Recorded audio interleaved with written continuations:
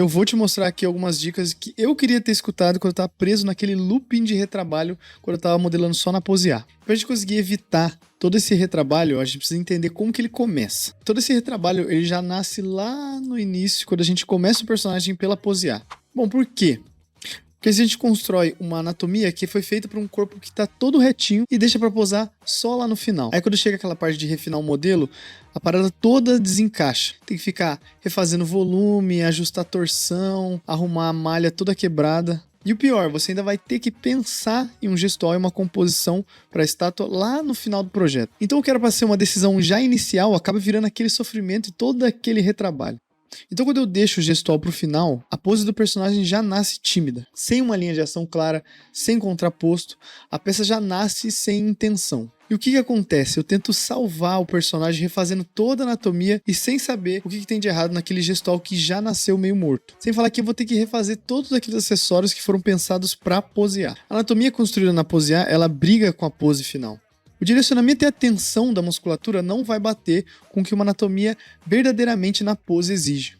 Aí vira aquele famoso músculo meio soprado contra o movimento. Aí surge aquelas transições sujas, dobras onde devia esticar, compressão onde devia respirar. E para corrigir não é só esmufar, você tem que voltar no gestual e reconstruir os volumes. Porque uma anatomia funciona quando ela serve o gestual e vice-versa. E se o gestual e a composição fica pro fim, você acaba criando aquela base com um placeholder flat, o que já vai te prejudicar na composição geral, que se você girar um modelo ali, ele já perde totalmente a leitura. De frente ele até engana, mas se você gira um pouquinho, tudo morre. E você deixar a correção dessa parada muito pro final, vai te custar muito tempo, já que o modelo já tá cheio de polígono, cheio de acessório, e aí toda aquela energia que você tava para começar a peça já cai. Por isso que muitas das vezes você já acaba desistindo de um projeto depois de tanto tempo trabalhando nele. Você tá percebendo o padrão? Se você deixa para tomar essas decisões que são fundamentais para um bom colecionável, muito no final, você acaba tendo que compensar tudo com um retrabalho. E às vezes você tem um resultado que nem te agrada tanto.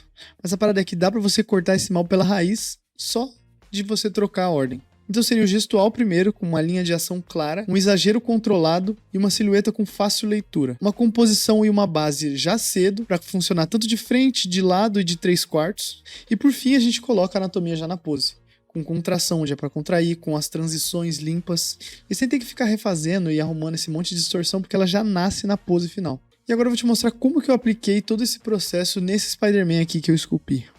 Bom, aqui agora no ZBrush a gente começa pelo começo. Eu já sabia mais ou menos o que eu queria ali, eu já tinha um desenho mais ou menos na minha cabeça que eu queria ele pulando de algo, né? Então, a primeira coisa que eu fiz foi estabelecer o gestual. Lembrando que o gestual ele define direção e ritmo muito antes de qualquer músculo. Se o gestual ele tá funcionando, a peça flui. Ele já nasce meio tímido, é aí que você entra naquele loop de retrabalho que a gente já falou. E é bom deixar claro uma parada. O gestual e a composição, eles trabalham juntos. Então, quando eu penso numa linha de ação, eu já tô trabalhando ela junto com a base. Você consegue ver aqui. Como mesmo a peça tendo mudado bastante com o render final que você viu agora há pouco, essa linha de ação, ela já tá ali desde o início, sabe? Ela já funciona desde o começo. Então ela nasceu, já na primeira etapa do projeto, ela já tava ali, sabe? E por isso que é importante a gente ter uma composição e um gestual definido no início. Nem que seja com algo provisório, né? Como essa mão aqui, esse poste que a gente coloca depois. Às vezes você não precisa nem saber muito bem o que vai ser a base, mas você compor ela com um elemento visual ali, com um cubo, um tubo, alguma coisa desse tipo, já vai funcionar muito bem para sua composição. Então, como eu falei, eu já começo com a linha de ação já bem definida. Depois eu tento trabalhar um pouco mais no contraposto. O que é o contraposto? São essas linhas dessas massas, né, do personagem. A gente tem o tronco e a gente tem o quadril. E ter uma diferença, uma torção de diagonal entre esses pontos já traz uma diferença muito grande no gestual. Então eu gosto de definir isso também logo depois de ter definido a nossa linha de ação. Então uma leve rotação de quadril e ombro já muda tudo. E logo depois eu já começo a riscar ali uma composição, né? Como eu tinha dito, né? De uns blocos que você vai substituir depois. Então eu coloco um elemento ali, né? Só para compor essa informação visual, né? A composição. Eu nem preciso, igual eu falei, eu nem preciso saber o que vai ser. É mais para ajudar com esse fluxo visual e esse equilíbrio visual, né? Então, para essa segunda etapa, eu trago um leve exagero ali pro gestual. Eu prefiro podar um pouco do que ter que ficar recompensando no final, né? Então, Às vezes, se precisar, eu puxo um pouco mais, né, aqui o tronco, jogo o quadril do personagem mais pra frente. Isso vale muito do contexto do personagem que você tá fazendo, né? Depende do storytelling, depende de várias coisas. Então, caso seja cabível ali, né, colocar algum leve exagero em algumas partes, eu coloco porque traz esse tom mais natural pro movimento, sabe? E como a gente tá bem no início do projeto, esse tipo de coisa é tranquilo de mexer. Então a gente consegue puxar o personagem aqui com moves bem grandes, né? Já que a gente tá muito low. Você vê que ele tá com 14 mil polígonos só, então por isso que é tão importante a gente já pensar nessas paradas já no início do projeto. Então aqui, agora nessa parte, eu já começo a testar a silhueta, né? Vou puxar aqui pra gente ver. Se ela funciona sem nenhum detalhe, tá no caminho certo. Uma boa silhueta, ela precisa ter espaços negativos, precisa ter um direcionamento, uma boa leitura. A gente precisa conseguir entender ali como é a pose do personagem sem nenhum detalhe. E para isso que eu uso muito essa abinha aqui de silhueta do ZBrush. Porque o gestual ele não tem que funcionar só de frente, né? Ele tem que funcionar tanto de frente, de lado, de 3/4. E de novo, se a gente precisar ajustar algo, a hora é agora. Não com o modelo todo pesado, sabe? Se a gente for ver ele inteiro aqui, toda a composição tá com 74 mil. Então, tudo ali tá numa fase de criação ainda, né? A gente tá começando a criar. É aquela parada de... Primeiro a gente começa e depois a gente melhora. Mas esse começo, ele precisa já ter tudo ali pra gente ter uma ideia de como vai ser essa composição final, sabe? Falar um pouco sobre equilíbrio também, que é algo que eu gosto de estar sempre prestando atenção já desde o início, né? Nesse Spider-Man aqui, eu já marco o pivô no centro da base. E já vou testando para ver se a base aguenta o peso dele. Caso ele tivesse muito para frente, ele poderia cair depois de impresso, né? Caso fosse algo desse tipo. Você vê como o centro de massa aqui ia estar bem mais para frente. Por isso de testar todos os ângulos também, né? Você vê que de frente ele pode até funcionar, mas se eu coloco de lado, essa peça ela não ia ficar muito tempo, né? Com o tempo ela ia começar a cair, principalmente pela quantidade de peso aqui em cima. Então eu já tento experimentar para esse centro de massa conseguir aguentar ali o peso do personagem. Já nessa Red Sonja que eu fiz, o centro de apoio dela são os próprios pés. Então eu projeto o centro de massa aqui pro comecinho, para essa parte da base, né? E nessa pose dela, como ela tá um pouco mais parada, mas ainda assim continua sendo dinâmica, né? A gente trouxe os contrapostos e tudo mais. Aqui do lado eu dou uma leve exagerada, que a gente tinha conversado também, para dar essa intenção de movimento, sabe? Então um leve desequilíbrio ali pode também sugerir um movimento a mais, dependendo da pose, é o que eu tinha falado. Também depende muito do contexto, do personagem, do storytelling que você está tentando passar. E isso tudo sem comprometer a estabilidade do personagem, né? A gente tem uma base que vai segurar esse equilíbrio ali. Então vou deixar aqui o meu mini workflow para gestual e composição. Primeiro a gente define a linha de ação da estátua. Lembrando que o gestual conversa com a composição e a linha de ação ela define tudo isso. A linha de ação não vem só no personagem, ela vem junto com a base, né, a composição geral. Eu tento adicionar giros, né, no contraposto, rotacionar tronco, rotacionar quadril. Sempre que eu puder colocar uma leve rotação em uma dessas partes, eu coloco. E coloco aqui alguns espaços negativos na silhueta, né? Pra gente poder ter uma leitura bem clara do que tá acontecendo na pose. Então, linha de ação, contraposto e uma silhueta legível é os principais passos ali para ter uma boa composição e um gestual.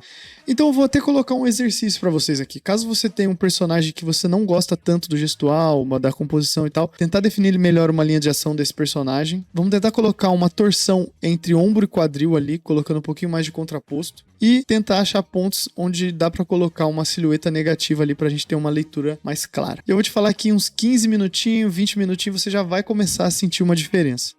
Bom, agora com o gestual vivo e uma composição já encaminhada, que ela não tá pronta, né, como vocês viram no render final, ele muda bastante. Então, o que a gente precisa é um bom encaminhamento, a gente ter um bom começo, porque a composição e gestual, elas são alteradas e modificadas, assim, durante o projeto. Não são mudanças muito bruscas, né, porque a gente teve esse bom começo. Eu começo a trabalhar agora na anatomia. E ela passa a ter esse papel de servir esse movimento e essa leitura que a gente criou. E no próximo bloco, eu já começo a marcar os grupos musculares na direção real da pose. E manter as transições limpas. É a partir daqui que eu começo a encaixar a anatomia na pose. A ideia é simples. O músculo serve o gestual.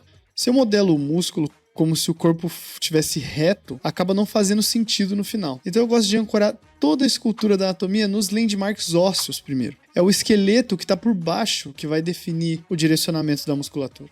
E aí você me pergunta, o que é landmark? Os landmarks eles são pontos ósseos fixos que você usa como guia. Alguns, por exemplo, a gente tem a clavícula, né? A gente pode marcar aqui.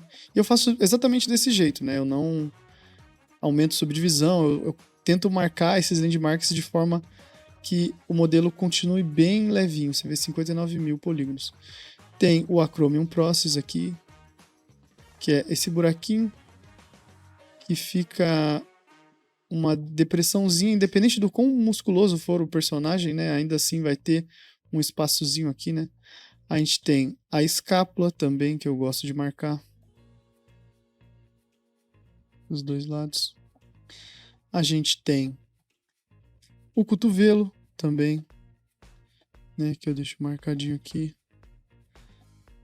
Só um negocinho ali pra gente saber a direção dele, né?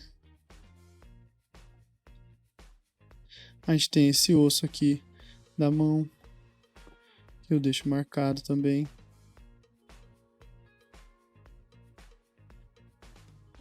A gente tem o joelho. Esse daqui já é meio marcado assim, né? Pelo próprio manequim. Que aqui, ó, ele tá bem planificado. A gente tem esses ossinhos do pé. Tem esses dois. Também gosto de deixar marcado. A gente tem o osso do quadril, que ele tem essa linha aqui, né? Que eu deixo marcado também.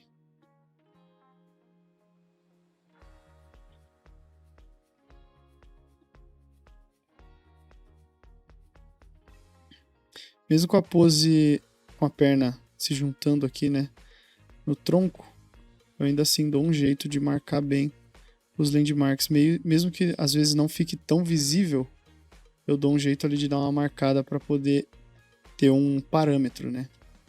Então agora que a gente marcou, a gente sabe onde tá, né, esses landmarks. Vão ser eles que vão te dar proporção, orientação, limite de volume. Então quando eu marco esses pontos na pose final, eu estruturo toda a anatomia já com coerência. E não preciso ficar retrabalhando depois, sabe? E agora com os landmarks marcados, eu tenho um ponto fixo para usar de referência para poder estruturar os volumes da anatomia já na pose. Então, quando eu tiver com a minha referência do lado, eu tento localizar esses landmarks na referência e tentar aplicar para o personagem que já está na pose. Diferente de quando a gente vai esculpir na pose A, a gente só segue a anatomia de um écorché ou coisa do tipo. Nesse caso, a gente também pode usar um écorché, só que usando de preferência os landmarks como referência ali para se localizar e conseguir colocar o direcionamento da musculatura. Então, eu consigo olhar minha referência ali e começar a direcionar a musculatura sabendo das inserções, né? O direcionamento da inserção. Então agora eu sei que o trapézio se conecta aqui. E na parte de trás do pescoço eu começo a testar ali os volumes, sabe? Colocar ali um pouquinho do trapézio, sabendo aqui que o volume do músculo do peito se conecta na clavícula e no externo e passa aqui por baixo do ombro. Eu tenho essas referências, então eu consigo estruturar aqui um volume, mesma coisa, né? Então essa é basicamente a base para conseguir blocar ali uma boa anatomia já na pose, sem se perder. É conseguir localizar os landmarks antes de qualquer coisa. E a partir daqui eu vou checando a silhueta e ajustando os volumes, né? E lembrando sempre de ter referências, boas referências ali do lado, sabe? Aí que você consegue ver que eu consigo estruturar melhor. Eu tenho aqui a anatomia já do braço mais estruturada, ou do peitoral, um pouco da anatomia das costas. Você vê que ainda tá bem cru, mas a gente, com a localização ali dos landmarks, a gente conseguiu já definir esse direcionamento para a forma da musculatura, sabe? E conforme o projeto vai passando, você vai refinando, né? Usando essas dicas, a gente consegue ter resultados como esse daqui, que é inclusive o que eu mostro completo no curso 3D na pose. E agora, com a base composta, o gestual bem estruturado, a anatomia ancorada nos landmarks, a leitura ela consegue se manter tanto de frente, de lado e de 3/4. Então agora deixa eu te mostrar uns resultados reais que alguns dos meus alunos já tiveram aplicando esse método aqui nos personagens para portfólio. Então, o primeiro caso eu queria falar do Leandro. Você pode ver alguns dos trabalhos dele passando. Você consegue ver que faltava um pouco de leitura nas poses, falta de silhueta negativa, um gestual sem contraposto. E aqui um projeto que ele fez durante o curso, que é esse Doutor Estranho. Você consegue perceber a facilidade da leitura da silhueta, uma silhueta que é impactante, uma composição interessante, um gestual com contraposto bem detalhado ali. E sem falar que esse foi o primeiro colecionável que ele já esculpiu, e eu fico muito feliz em saber que o curso ajudou ele a chegar nesse resultado. E nesse segundo caso eu queria falar do Leonardo, que também, igual o Leandro, tinha trabalhado com miniaturas antes, já tinha feito algumas miniaturas, e conseguiu entregar esse resultado aqui. Ele fez esse Super Screw, que tem ali uma anatomia muito bem feita, uma composição interessante, sem falar nessa silhueta que tem um impacto visual muito grande. E que eu também fico muito feliz em saber que o curso ajudou ele a chegar nesse resultado. E por último, mas não menos importante, queria falar do Emerson, que começou como meu aluno, ele entendeu a pipeline, entendeu o método e hoje faz parte do meu time de colecionáveis no meu estúdio. E se você também quer aprender o método e parar de ficar perdendo horas com retrabalho, o 3D na pose foi feito para você. Do gestual, composição, anatomia, tecidos, cortes, render, acessórios, tudo isso com acesso vitalício. Então a partir do momento que você tem acesso ao curso, ele fica com você para sempre. Sem precisar ficar renovando, assinatura anual, mensal. Comprou, é seu. Se você tem acesso ao curso hoje, você recebe 7 módulos passo a passo e direto ao ponto. Eu mostro o processo de 2 personagens completos, o Homem-Aranha e a Red Sonja, que vocês já viram, mostrando a anatomia de um personagem masculino e um feminino, com o processo na íntegra, do começo até o final. O módulo de tecido, como eu já falei, que eu mostro como funciona um tecido para você conseguir entender e criar dobras mais interessantes. Eu mostro também como fazer cortes e preparar um modelo para impressão, para você ter uma skill a mais na hora de apresentar isso no seu portfólio. Módulos de composição e gestual, onde eu aprofundo tudo isso que eu falei aqui sobre contraposto, linha de ação, silhueta, para você conseguir entender tudo que faz um colecionável se tornar um bom colecionável. E como eu falei, acesso vitalício. Você pode entrar quando você quiser, você pode assistir quando quiser, você pode assistir no seu ritmo e voltar sempre que precisar. Sem falar também na comunidade do Discord, onde lá eu coloco todos os meus brushes, alfas, texturas, tudo que eu uso aqui no meu processo, eu deixo liberado para todos os alunos. Além também da troca que você tem com outros artistas que estão ali no Discord, então você pode tirar dúvida, receber feedback, dar um feedback também, ou só conversar com a galera. E se você está perguntando, pô, eu preciso de um PC muito foda para acompanhar o curso? Não. O que eu mostro no curso não depende de polígono, não depende do modelo estar pesado. Como você viu, tudo que eu mostrei aqui nesse vídeo, nessas etapas iniciais, você não precisa ter muito polígono. Então, você não precisaria ter um PC muito foda para poder conseguir acompanhar e criar o seu personagem. Ou você pergunta também, eu sou intermediário, serve? Ou, eu sou muito iniciante, serve? Bom, depende. O curso ele foi feito para quem entende pelo menos um pouco do ZBrush. A pessoa que consegue se movimentar dentro do programa, girar ali e conhece algumas funções básicas, já consegue acompanhar o curso sem problema, porque eu também ensino ali algumas técnicas, algumas partes mais funcionais do programa, mas o ideal seria entender o básico do ZBrush. Mas eu não tenho muito tempo, eu consigo evoluir? Com certeza. As aulas elas são direto ao ponto e você pode aplicar ali em blocagens de 30 e 40 minutos. E como eu falei, o acesso é vitalício, então você avança ali no seu ritmo. Sem falar que os primeiros módulos têm exercícios práticos curtos que você pode já aplicar, testar e já sentir uma melhora nos primeiros dias. Bom, você deve estar falando, beleza, mas quanto custa? Bom, o curso ele tem 2 versões, uma versão com mentoria e uma versão sem mentoria. A versão com mentoria você tem o meu acompanhamento por 3 meses, onde eu tiro dúvidas, te ajudo com solução de design, de composição, você me envia o seu arquivo, eu abro ele aqui e te ajudo com o que você estiver precisando. E temos a versão sem mentoria, onde ela sai por R$ 997, que você tem tudo o que eu já te falei, menos a parte do acompanhamento. E caso você queira fazer parte da mentoria depois, você pode entrar em contato comigo e a gente te coloca numa lista de espera. E tudo isso com a garantia de 7 dias. Então se você entrou, assistiu, achou que não fez sentido pra você, eu te devolvo 100% do valor. Simples assim. Eu coloco essa garantia porque o método é simples e prático. Gestual, composição e anatomia na pose. Se isso tudo faz sentido pra você, clica no botão aí embaixo e bem-vindos ao 3D na pose. Valeu!